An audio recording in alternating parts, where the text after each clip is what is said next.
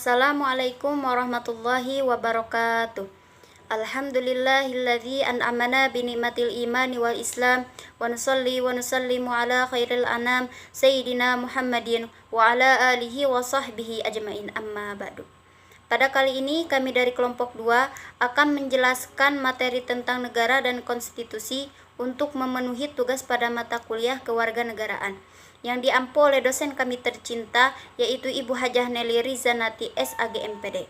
Baik, sebelum memulai pemaparan materi, perkenalkan saya Siti Rukoya sebagai moderator pada presentasi kali ini. Mohon disimak dan dipahami baik-baik ya. Di kelompok kami ada 9 anggota. Yang pertama adalah Siti Saidah Sahriyati dengan NIM 22122465. Yang kedua, Iin Hindasi dengan NIM 22122443. Yang ketiga, Ratna Wulan dengan NIM 22122456. Yang keempat, Hani Herawati dengan NIM 22122441. Yang kelima, ada Tanti Rustianti dengan NIM 22122520. Selanjutnya, ada Teti Nuryani dengan NIM 22122469. Yang ketujuh, Rifka Fairuz dengan NIM 22122457. Yang kedelapan, ada Siti Rukoyah dengan NIM 22122464. Dan yang terakhir, ada Dewi Damayanti dengan NIM 22122436. Baik, sebelum memulai, saya akan menjelaskan sedikit tentang pengertian dan unsur-unsur negara. Nah, menurut Sufriyatnoko, negara adalah suatu organisasi dari sekelompok atau beberapa kelompok manusia yang bersama-sama mendiami wilayah tertentu dan mengakui adanya suatu pemerintahan yang mengurus tata tertib serta keselamatan sekelompok atau beberapa kelompok manusia tersebut. Nah, secara umum, negara dapat diartikan sebagai suatu organisasi yang utama yang ada di dalam suatu wilayah karena memiliki pemerintahan yang berwenang dan mampu untuk turut campur dalam banyak hal dalam bidang organisasi lainnya. Berikut adalah unsur-unsur negara antara lain. Yang pertama, masyarakat atau rakyat. Masyarakat atau rakyat sebagai individu yang mendiami berstatus sebagai warga di suatu negara. Yang kedua, wilayah atau teritorial. Wilayah atau teritorial sebagai tempat atau wilayah negara itu berdiri. Yang ketiga adalah bentuk pemerintahan. Bentuk pemerintahan adalah sebagai penguasa pihak yang memegang kekuasaan atas tanggung jawab keberlangsungan hidup warga negara tersebut. Dan yang terakhir adalah yang keempat, pengakuan dari negara lain. Pengakuan dari negara lain ini adalah sebagai bukti bahwa negara tersebut terbentuk atas berdirinya secara resmi dan legal. Bismillahirrahmanirrahim. Baik teman-teman, selanjutnya saya akan menjelaskan tentang sifat-sifat negara. Sifat-sifat negara diantaranya yaitu yang pertama yaitu sifat memaksa. Maksudnya, negara berhak menggunakan paksaan kepada seluruh komponen warga negara untuk mematuhi pelaturan dan undang-undang yang berlaku. Tanpa adanya sifat paksaan ini, maka akan ada banyak warga yang bertindak sewenang-wenang dan melanggar pelaturan hingga terjadi kekacauan. Oleh karena itu, negara berhak menggunakan kekerasan atau kekuatan dengan bantuan aparat TNI, polisi, atau lembaga peradilan yang sah lainnya. Tujuannya apa? Tujuannya yaitu tadi untuk mencegah kekacauan supaya warga negara mematuhi pelaturan dan undang-undang dan untuk menjaga kedamaian bernegara. Yang kedua yaitu sifat monopoli. Maksud sifat ini adalah semua hal yang penting bagi negara dan yang menguasai hajat hidup orang banyak dikuasai dan dikendalikan oleh negara. Sifat monopoli ini memastikan bahwa sumber-sumber daya untuk kepentingan orang banyak harus dimanfaatkan untuk kepentingan rakyat. Yang ketiga yaitu sifat menyeluruh. Artinya, negara berhak dan wajib untuk mengatur semua warga negaranya tanpa membeda-bedakan satu sama lain. Dengan kata lain, semua pelaturan dan perundang-undangan berlaku bagi seluruh warga negara tanpa terkecuali. Tanpa memandang ras, suku, atau agama, sifat ini penting untuk menciptakan keadilan dan mewujudkan kesetaraan antar warga negara. Sekian dari saya, selanjutnya penjelasan tentang bentuk-bentuk negara yang akan disampaikan oleh rekan kami yang bernama Siti Sayyidah Sahriyati. Kepadanya dipersilahkan. Baiklah, saya akan menjelaskan tentang bentuk-bentuk negara. Antara lain, satu negara kesatuan atau unitaris, yaitu negara yang tersusun tunggal, negara yang hanya berdiri satu negara saja. Dalam pelaksanaan pemerintah daerah di negara kesatuan, dapat dilaksanakan dengan dua alternatif sistem, yaitu sistem desentralisasi dan sistem sentralisasi. Sistem desentralisasi yaitu di mana daerah-daerah diberikan keleluasaan dan kekuasaan untuk mengurus rumah tangganya sendiri atau otonomi. Sedangkan sistem sentralisasi yaitu di mana segala sesuatu urusan dalam negara tersebut langsung diatur dan diurus oleh pemerintah pusat, termasuk segala hal yang menyangkut pemerintahan dan kekuasaan di daerah. Kemudian yang kedua adalah negara serikat atau federasi, yaitu negara yang merupakan gabungan dari beberapa kemudian menjadi negara-negara bagian daripada suatu negara serikat. Saya akan menjelaskan materi tentang konstitusi. Konstitusi atau undang-undang adalah instrument of government, yaitu seperangkat kebijakan yang digunakan sebagai pegangan untuk pemerintah dalam suatu negara. Negara yang berdasarkan konstitusi adalah negara yang kekuasaan pemerintahannya, hak-hak rakyatnya, dan hubungan antar kekuasaan pemerintahan serta hak-hak warga negaranya diatur oleh hukum.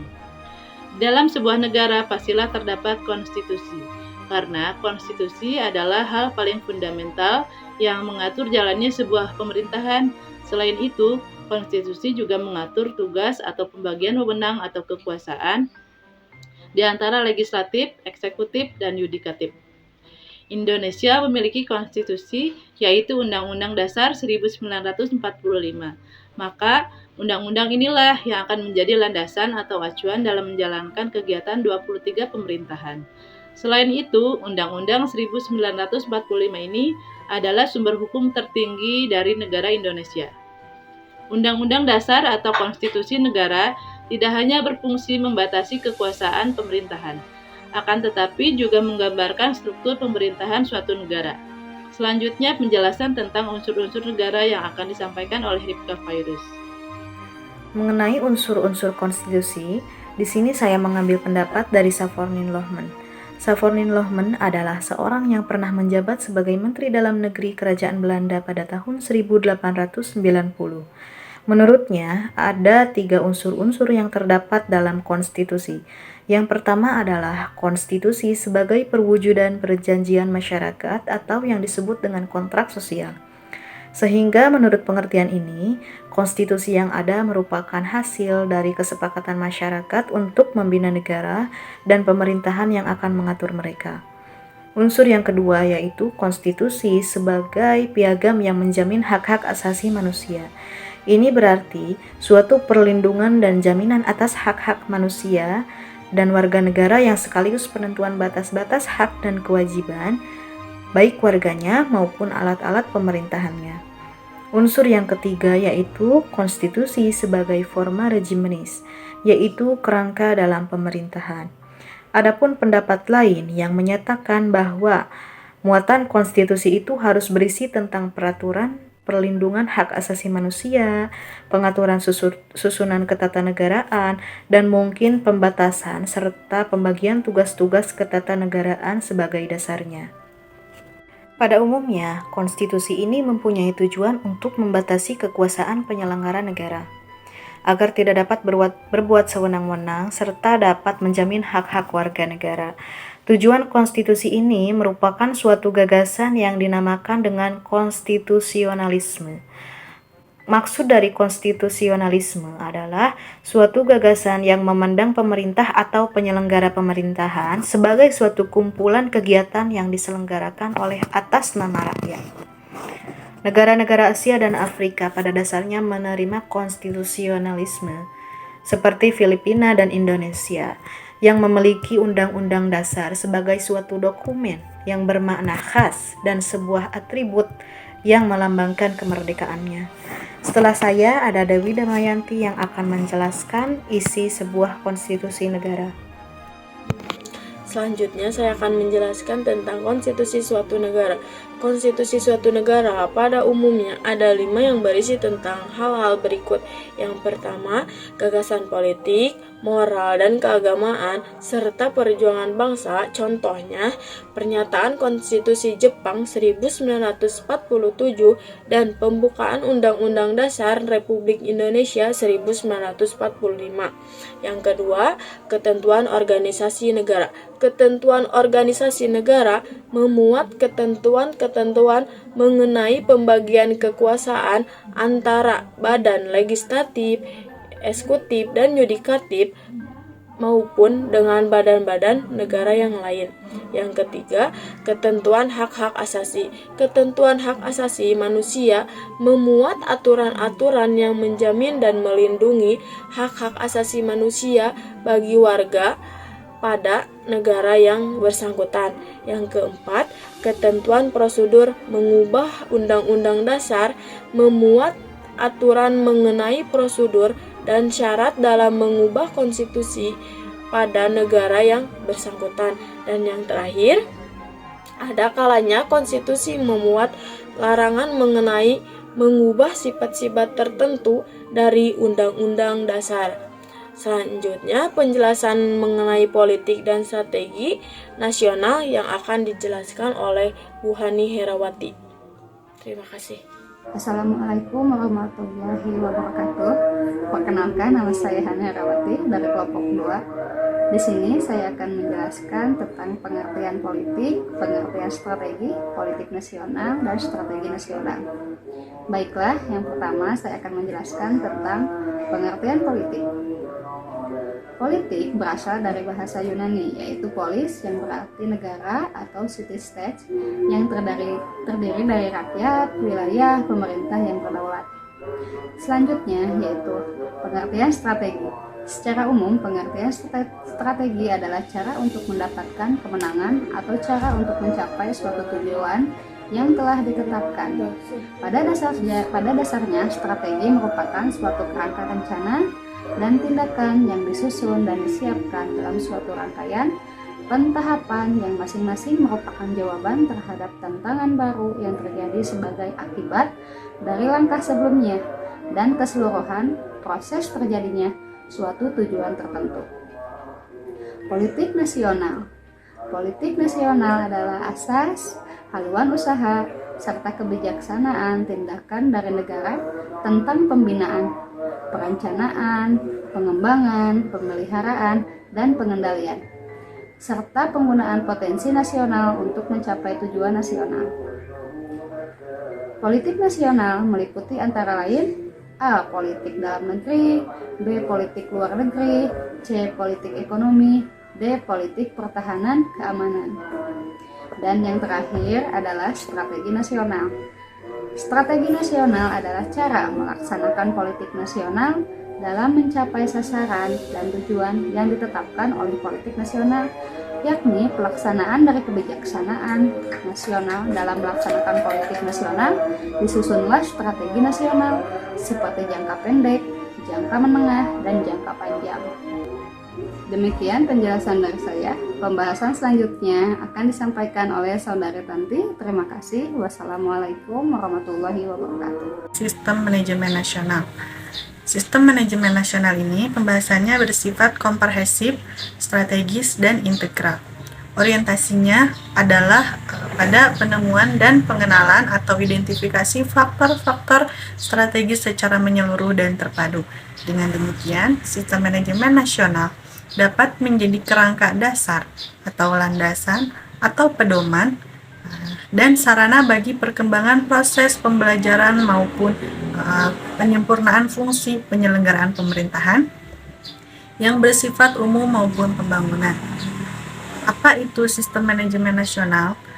Seperti yang dapat kita lihat pada PowerPoint, bahwa sistem manajemen nasional ini pada dasarnya merupakan sebuah cara, tata nilai, struktur, dan proses untuk mencapai kehematan, daya guna, dan hasil guna sebesar mungkin dalam menggunakan sumber dana dan daya nasional untuk mencapai tujuan nasional. Kemudian proses penyelenggaraan yang serasi untuk dipadukan dengan sistem manajemen nasional ada tiga. Yang pertama adalah siklus kegiatan perumusan kebijaksanaan atau yang disebut sebagai policy formulation.